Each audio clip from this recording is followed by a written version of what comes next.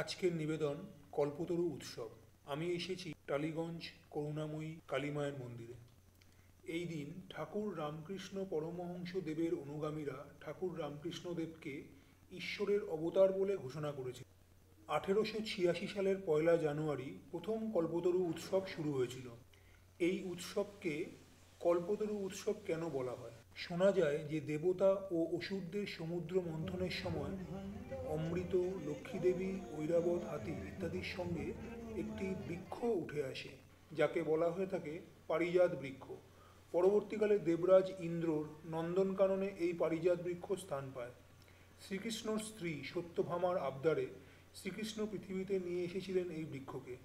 এই বৃক্ষকে কল্পতরু বলা হয় তার কারণ এই বৃক্ষের কাছে যা চাওয়া হয় তাই পাওয়া যায়। কল্পতরু উৎসবের দিন ঠাকুরের ভক্তরা তাকে ঈশ্বরের অবতার রূপে মেনে নেন এবং এই দিন সমস্ত ভক্তদের মনোবাঞ্ছা ঠাকুরের কৃপায় পূরণ হয়েছিল।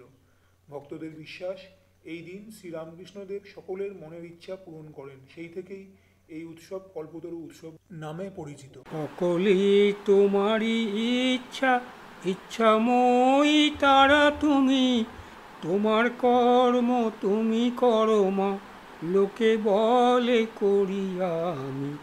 সকলেই তোমারই ইচ্ছা, ইচ্ছাময়ী তারা তুমি, তোমার কর্ম তুমি করো মা, লোকে বলে করি আমি। সকলেই তোমারই ইচ্ছা। পঙ্কে বদ্ধ করো করি, পঙ্গুরে লঙ্ঘাও গিরি, পঙ্কে বদ্ধ করো করি, পঙ্গুরে লঙ্ঘাও গিরি।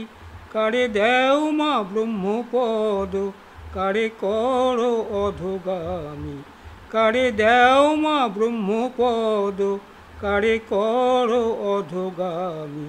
সকলেই তোমারই ইচ্ছা, ইচ্ছাময়ী তারা তুমি, তোমার কর্ম তুমি করো মা, লোকে বলে করি আমি। সকলেই তোমারই ইচ্ছা। আমি যন্ত্র তুমি যন্ত্রী, আমি ঘর তুমি ঘরণী, আমি যন্ত্র তুমি যন্ত্রী, আমি ঘর তুমি ঘরণী, আমি রথ তুমি রথী, যেমন চালাও তেমনি চলি। আমি রথ তুমি রথী, যেমন চালাও তেমনি চলি। সকলেই তোমারই ইচ্ছা, ইচ্ছাময়ী তারা তুমি, তোমার কর্ম তুমি করো মা, লোকে বলে করি আমি।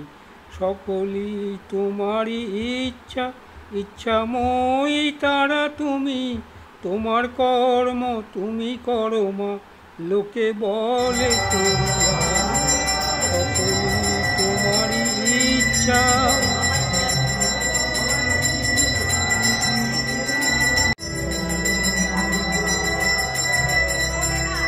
বিভিন্ন কালী মন্দিরে এই উৎসব পালিত হলেও মূলত দমদমের কাশীপুরের উদ্যানবাটিতেই এই উৎসব মহা সমারোহে প্রতি বছর পালিত হয়ে থাকে।